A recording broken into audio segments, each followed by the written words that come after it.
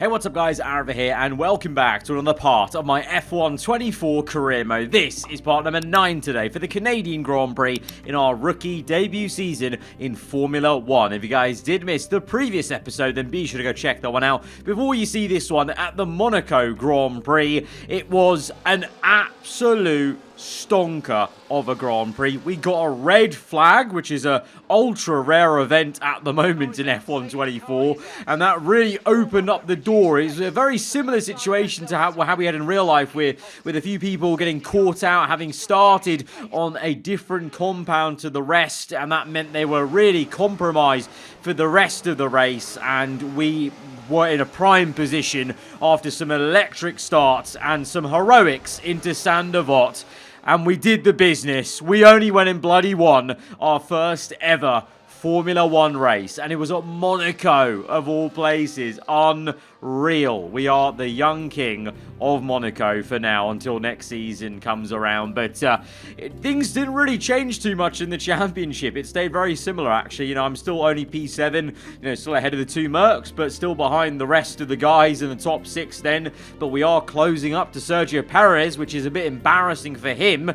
But at the same time, in real life, he's getting a 2-year extension. So, yeah, very, very odd stuff going on. But Lando closing up on Max Verstappen a tad, as it was a double Red Bull DNF, and it was a good day for McLaren in the championship, as we're level on points with Ferrari in the standings, as I made my first real proper contribution, I guess, to the team, to the points tally, and hopefully I can continue to do that a little bit as we keep getting quicker and quicker and getting more comfortable with the car's handling per se. But Monaco, I will completely, open up and, be like, there was also a large amount of luck involved in that with the red flag, with the tyre situation, but we also made the most of it. We grabbed the opportunity with 2 hands with the starts we were having on the restart and even the original first lap, basically. But in terms of upgrades then, we actually don't have too many R&D points to spend, so we're just pending on the 4 upgrades that are going on at the moment, 2 durability and then 2 for performance.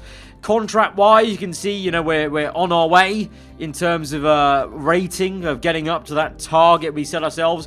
And I mentioned this at the end of last episode, but we got an accolade, our first accolade, which was a Tier 1 championship point accolade. So it was for 50 points. And then you get your first tier of that accolade, and the next tier is 500. So it's going to be quite some time, but what I didn't realize is when you get an accolade award, you actually earn stats on your rating. Like, you can see experience, awareness, pace, racecraft, etc. So it's actually going to be quite useful to make sure we try and get these as quickly as possible to rapidly grow ourselves as a driver for our stature on the grid. That is going to be important. But even with the win at Monaco, we're still 5-0 versus Lando. It's 5-0, and the 6th one isn't there because myself and Lando are now drawing in terms of the best place finish, which is first place and first place. So right now it's 5-0 rather than 6-0, and you saw we've made a huge leap and bound in terms of experience and a slight uptick in focus, etc. But yeah, still going to be very tough to actually beat Lando over the course of the season in terms of the rivalry. And even with a win, we're still about half the points of him, so it is a big mountain to climb. But anyway, we get into the specialist then. Thank God Colin's gone for the race weekend. Couldn't stand the guy. What a race, and he looked as bleak as ever at the end of last episode. But Zoe with the easy objective, I feel, of overtaking 6 cars. I say easy, but I'm hoping there's going to be a decent amount of overtaking at a track like Montreal for the Canadian Grand Prix. With Marcel, we're going to go for the 208 mile per hour goal. That should be pretty simple at the back straight. We should probably be doing that on the first qualifying. Then Miguel has returned after our little, back and forth over his t-shirt, and he looks like he's in finer spirits and giving us an easy goal of spending 45 seconds in 4th gear during a race weekend. That is all fine. And then Denise, complete a driven lap in 2... What? Okay, that seems like just the simplest goal I've ever... Denise clearly she doesn't even believe in us. She doesn't believe in us. That strategy, a potato could accomplish that strategy. And that's exactly why Denise has given it to us, because that's what she thinks of us, clearly. By the way, though, what I actually didn't realise this entire time is the specialist perks of, like, the reduced time for upgrading or reduced failure rate, etc., they only get applied when our specialist is actually in the motorhome, like in the career hub. So you can technically just get unlucky, and if you want to go for, like, let's say an aero upgrade, because we're over level 1 with Zoe on that aero side of things, if you wanted to do an aero upgrade and you wanted that perk to be applied and she just wasn't there, then you just won't get the benefit. So it's actually a kind of a RNG sort of, bit of luck of when the specialist turns up, if you have perks to apply, of course. But yeah, I just found that interesting. I didn't actually realize that up until now. But we go in through towards the race weekend with the emails, and we just get an update on the contract performance. Elena is, happy to report that we are well on the way to going towards that target of 80 rating. So now we can go towards the actual Canadian Grand Prix. Like I said, no purchased upgrades for us, but we did have one pending. And it's failed. It's failed. It was meant to be the engine upgrade. That was one of my upgrades, annoyingly. So this time Lando can have the last laugh with that. So we'll repurchase that. That's a bit frustrating, though. It would have been so good to have a major engine power upgrade for the Canadian Grand Prix. Instead, I'll have to wait to the next one, the European portion of the season, really beginning at the Spanish Grand Prix now for the rest of the, the summer bit of the calendar. But that's a bit annoying because it would have been really great at Montreal. But it is what it is. Lando had a fair few failures. It was maybe time for me to have one. But now we can head to Montreal as an F1 race winner. As we look around, the team know they have 2 race winners here. Hey, buddy. Hey, buddy. Who would have thought? Who would have thought both of us race winners? Not me. Oh, he doesn't care. I'll just go screw myself then. Okay, cool. Bye. R&D wise, there's a little movement in the table with Mercedes with a small upgrade that takes them up to second for the first time, ahead of McLaren and Ferrari in R&D terms. Aston Martin get even closer to this pack, so it really now is a pack of 4 chasing down Red Bull.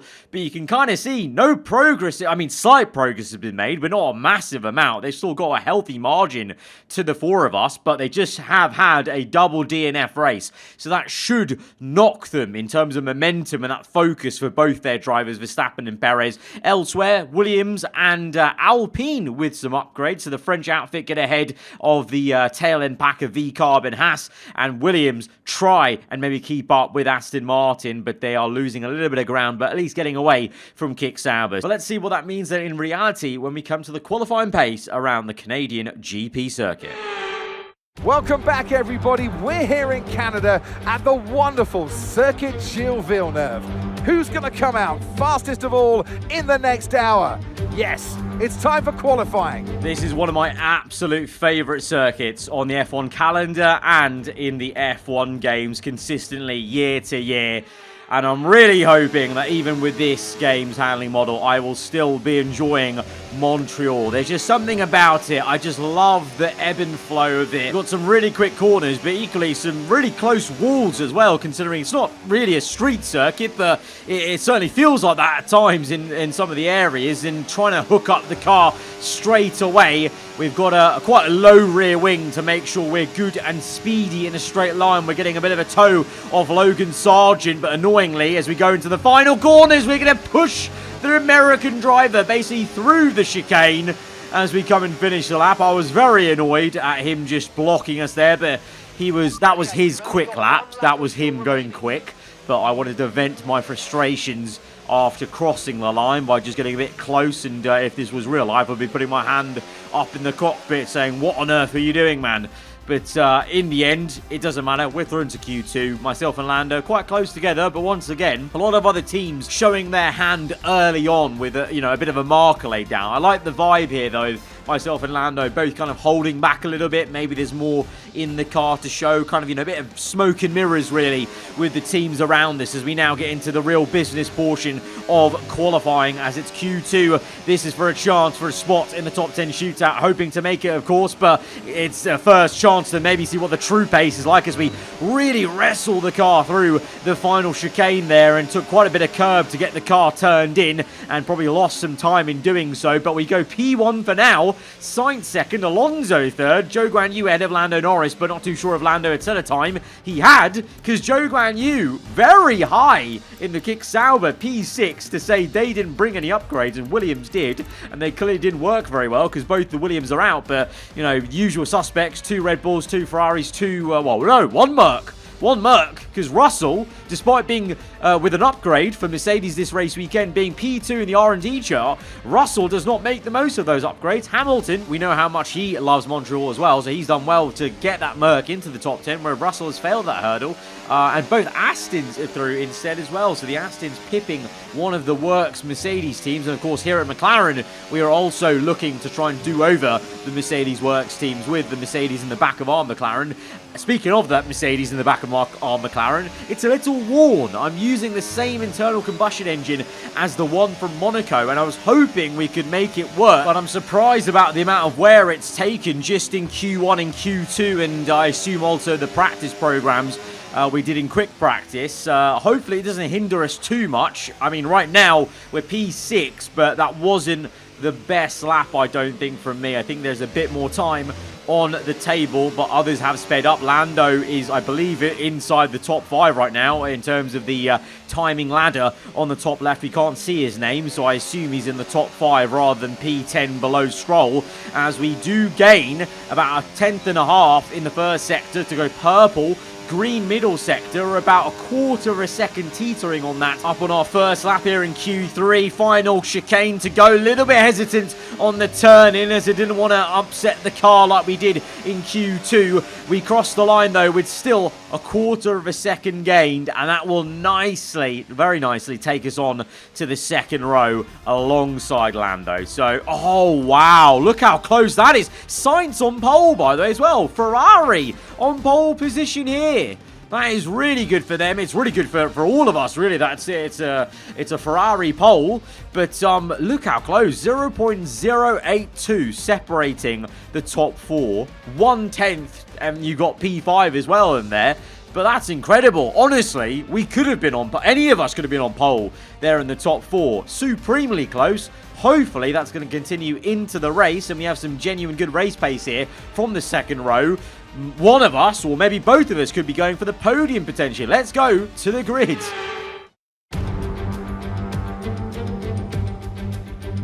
We're back once again beside the St. Lawrence River here in Montreal for the Canadian Grand Prix. The event first moved to the variant of this track back in 1978, and it was won by none other than Gilles Villeneuve, the first Canadian to ever win his home race, and in whose honour the circuit would be renamed. If you want flat-out racing, you've come to the right place this weekend, as it's full throttle for 59% of this 2.7-mile circuit, peaking at around 210 miles per hour going into the final chicane. But that speed requires discipline, and there are more than a few close walls here just waiting to punish drivers with a heavy right foot. Before we begin, let's take a quick look at the grid lineup for today's race. It's Carlos Sainz in pole position, edging out Max Verstappen, who'll start from P2. Looking at the rest of today's grid, we have Norris and McLaren, Hamilton, Leclerc, Fernando Alonso, Perez, Zhou, Russell, Albon, Sargent, Hulkenberg, Bottas, Gasly, Ocon, Tsunoda, Magnussen, Stroll, and Daniel Ricciardo fills the last spot on the grid. With preparations almost complete, let's head down to the track. And joining me in the commentary box today with the best view on what is about to unfold and some strong views on the action we're about to see, Naomi Schiff. Now, sadly, things didn't work out for them last time. It was a bad race. Question is, though, can they recover today? It is true, they had a really tough day in the office last time out, but they cannot dwell on that. It's so important to turn the page and start on a blank slate, because the more you dwell on that, the less it's going to push you in the right direction. So take some notes. Obviously, there's things to be learned, but move on. Well, it's a little bit overcast here in Montreal, but I'm pretty sure the rain is staying away. I was a bit concerned we were going to get another Imola fiasco, but no worries. We start in dry and we're all on the medium compounded tyre. We look ahead and we've got Lando in third place in formation. We're on the same row as him. It's probably our best qualifying of the entire season in terms of being that close to Lando for the first time over one lap. And to me, it's no surprise it's come at Montreal. I was hoping that we could really perform here. And to be honest, this might be, you know, the last really great performance like this for a little bit, because honestly, that's the difference in terms of that's how much I love Canada. I always have gone well here. I always go a couple of tenths quicker here at Montreal than any other circuit on the calendar. So we have to make the most of it. We did a really great day on Saturday. Let's see what we can do in the race. If the race pace is there and tyre wear's not horrendous, I genuinely think both of us could be attacking for podium spots. There are 2 cars ahead of us, so maybe one of us will lose out in that podium fight. Let's find out, but it's exciting to have a Ferrari on pole, not a Red Bull. Let's see how this race start goes and the pace. As we get ready to go to 5 red lights here in Montreal for the Canadian Grand Prix. Lights out and away we go, and Sainz basically just doesn't even get off the line on pole position, and Verstappen, for goodness sake, is already into P1. 3 wide into turn 1 as Hamilton tried to get both of them ahead of us. Lando and Sainz, we went down to P5. It was a bit of a poor getaway for me, and instead now we're actually overtaking Lando, because we may have got the initial bad getaway, but Lando got really off-put by getting overtaken by Hamilton there and being side by side with Sainz, and we managed to catch him napping a little bit on the outside. We're up into P4, he's down to P5, but really not an ideal start to the Grand Prix, you got to say. From 3 and 4, we're now 4 and 5. And, well, Hamilton showing maybe those Merc upgrades are actually genuinely working, because that was a really great launch for him off the line. You can see on the bottom right, we've used a lot of battery here to try and stick with Hamilton inside that 1 second. With DRS, you know, in this season available from lap 2, it's crucial to remain in that 1 second on the opening lap to then get the DRS benefit straight away. And, you know, I really want to stay with this pack if we can, as we have a little bit of an oversteer moment. But,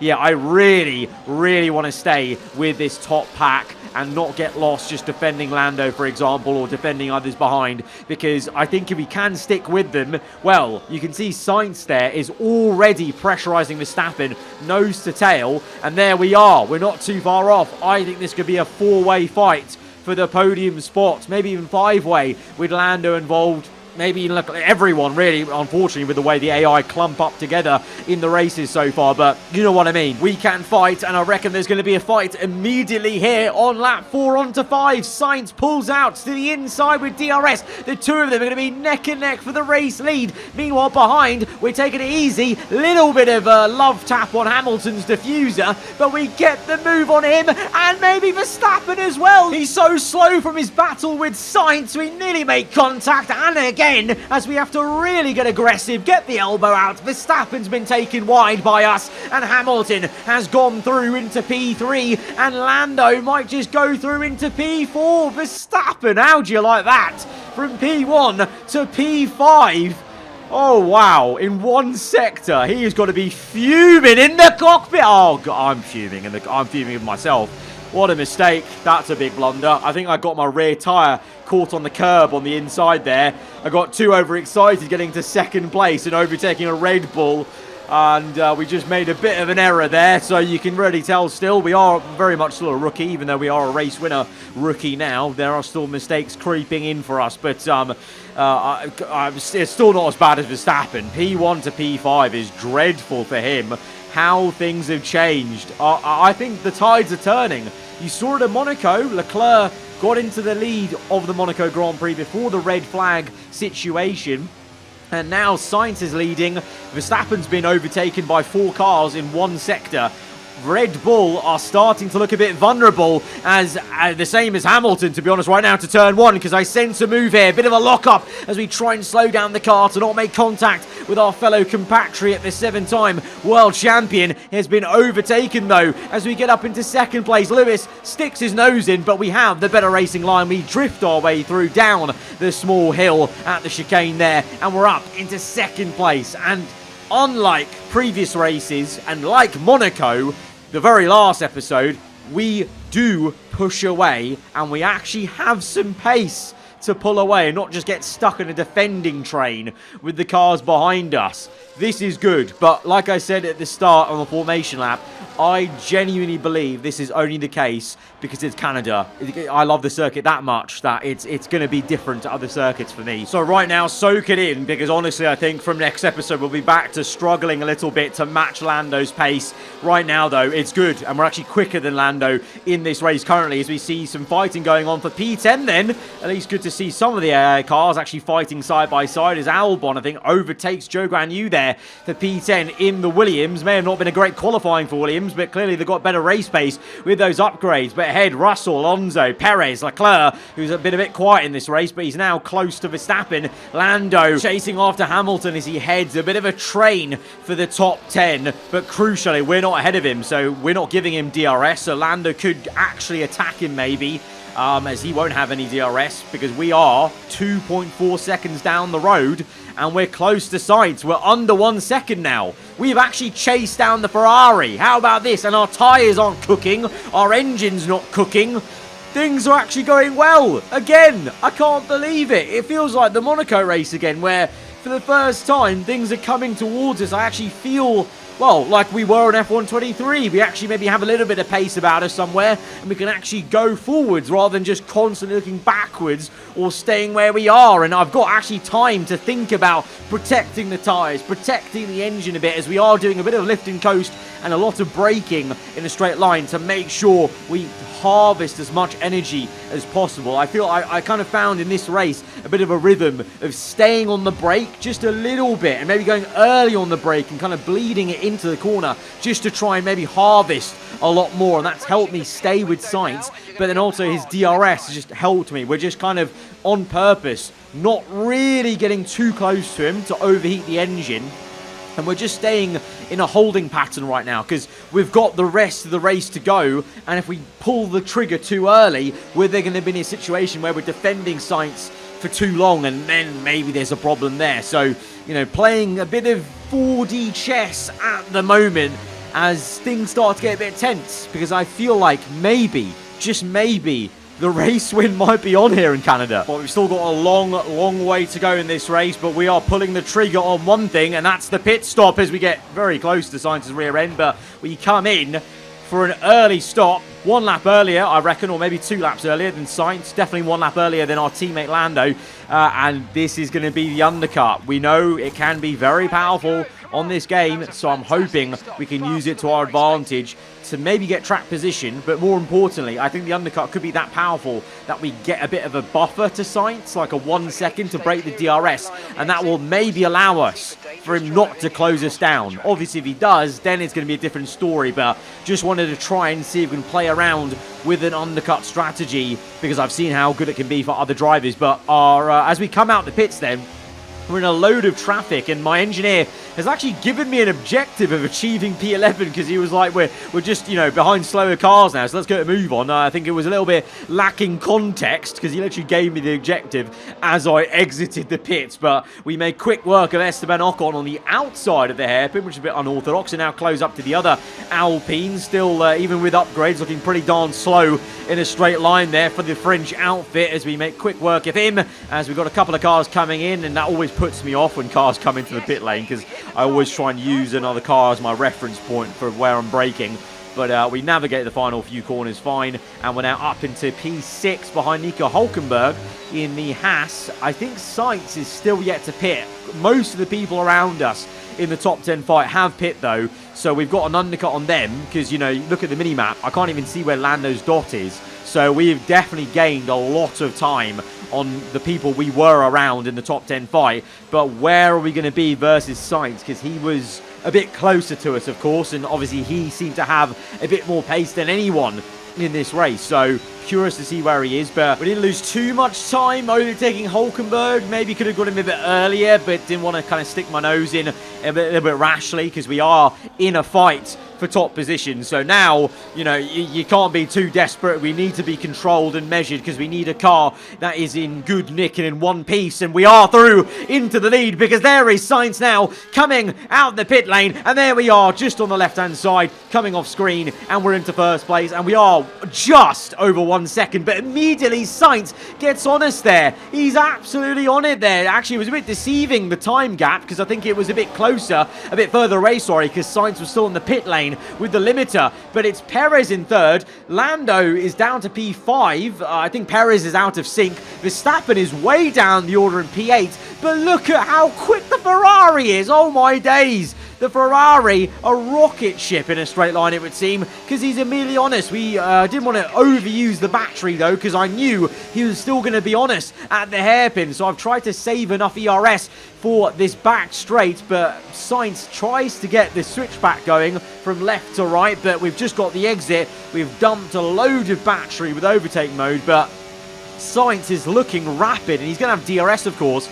So I need to also watch out for the long-term battery save. You know, I could overuse the battery and then have nothing for this straight. We've not actually got that much, to be honest, in the tank. And Sainz, because of that, has pulled alongside us. Of course, DRS on this straight as well. We lock up defending and shooting on the inside. We almost went onto the grass there as we were so desperate to jump back down the inside. And the question and dilemma is, do we use the battery here, or do we use it on the pit straight? Either way, Sainz will attack us on one of the straights. He goes down the inside of this one into the final chicane. We're neck and neck. We bang tyres a little bit as there's a warning for contact. Sainz there on the right-hand side. Perez is in the slipstream. It's nearly 3 wide as we get back down the inside of Sainz. This time, though, the Ferrari is half a car length ahead, and crucially, he's got the traction. He's got the racing line, and the Ferrari now leads the Grand Prix. We're down to second. I'm hoping we can stick with Sainz, but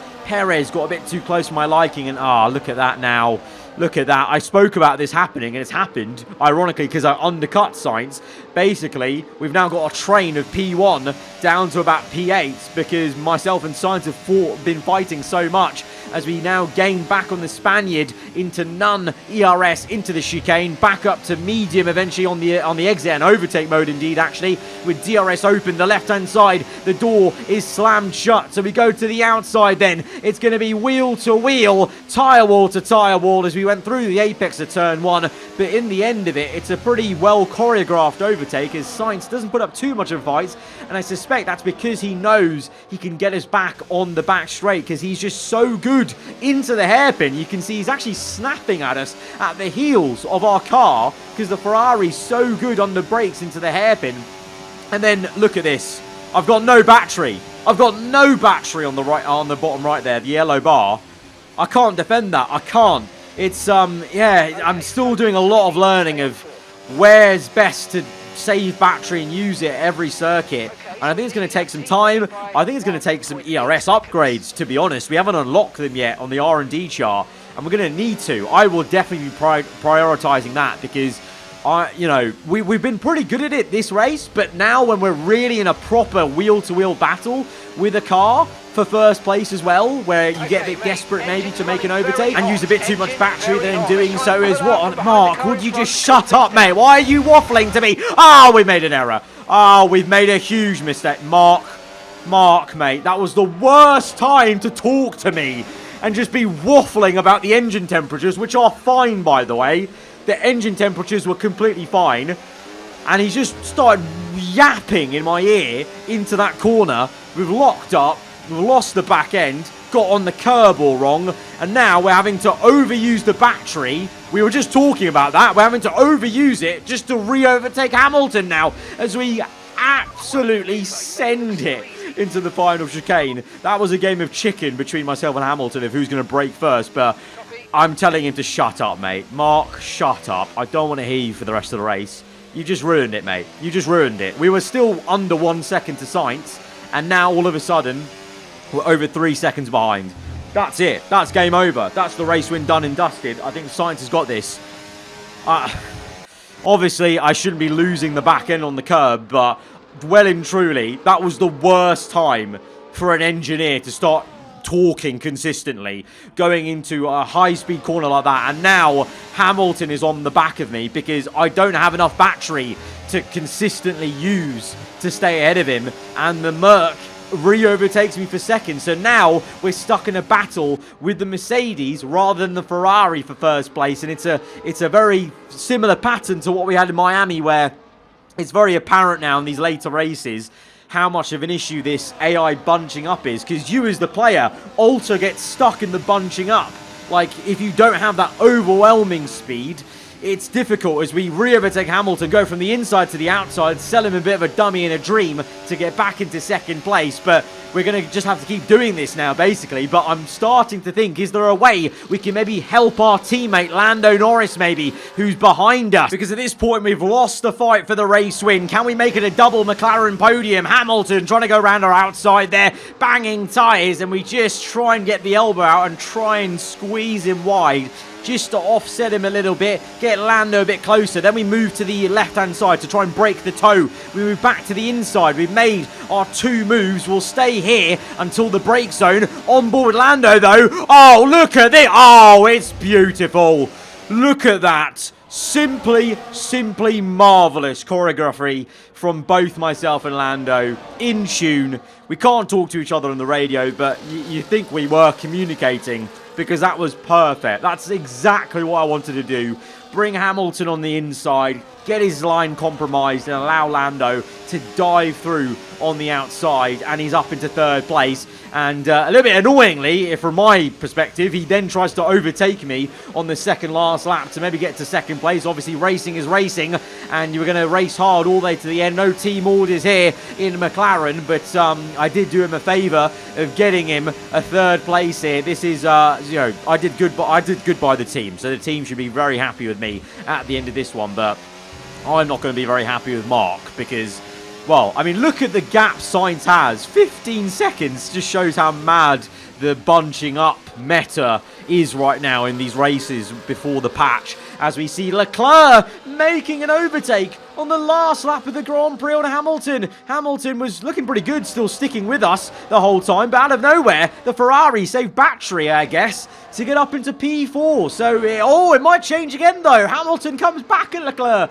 at the hairpin. Meanwhile, Carlos Sainz in the other Ferrari is going to come through for the race win here, and it'll be Ferrari's first win of the season, would you believe? As on the last straight, Lando comes in with DRS. He's through into P2, but we're going to outbrake him, get to the apex, and at the last minute, defend the 2nd place. But we've done so well. It's another podium, and it's a double podium for the team. And P1, baby, P1.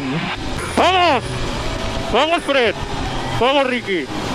What a mega job you did there. What a smart race.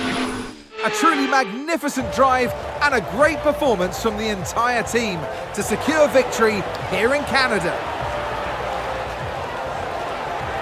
And they led every single lap of the race. It was a light to flag victory, and that is total dominance. And here we are, a team that is no stranger to the podium, taking their place on top once again. A sublime race today, and a stunning win for Ferrari. Ferrari's first win of the season. They finally get off the mark. They'll be very happy about that. But what could have been for us, but 2-3 still very solid. And you know what? We've actually matched what Lando's done in real life, winning our first F1 race, and then immediately the next race, we're upset at getting 2nd place because you've had that taste of 1st place. But because of Verstappen's pretty poor showing in the race, because he obviously fell down the order in the pit stops, Lando does gain a little bit more of Verstappen. He's still got a nice 36-point lead, but it's at least something as he chips away. And we've got ahead of Sergio Perez to the point where now we're actually in a surprise championship rivalry with Sergio Perez, because obviously we're very close together in the standings. So we need to get to 95 points to win this small temporary rivalry with Sergio Perez. One very depressed looking Sergio Perez, I must say. He literally looks like he's gonna commit. But that's really great. The fact that we're in a rivalry with a Red Bull driver, with the car they've still got at this point in the season, that's very good for us as a rookie. Very, very good. Can't ask for much more. But like I said earlier in the episode, I'm going to just keep my feet on the ground right now and just take this result for what it is. A great showing at one of my favourite tracks on the calendar, on the F1 games consistently. We'll just see what the pace is like in the next episode, but I'm not going to expect anything because I really do think that Montreal is always a special one for me with that extra bit of pace just because I love the circuit so much. But it was a very good episode and you can't complain. It's a second podium in the last 2 races. That's mega. And it was just good to be on pace again like in Monaco. But let's cherish it because I don't know if it's going to happen again. But very odd, we failed the wind tunnel specialist because the goal that I failed was the one I didn't select, by the way. So that's broken, which is a bit annoying. But hey-ho, still a great episode. Double McLaren podium for that. Guys, be sure to hit the like button. Let me know what you thought in the comments below. If you're around here, then do get subscribed for weekly Formula 1 content. I'll see you guys next time. Goodbye.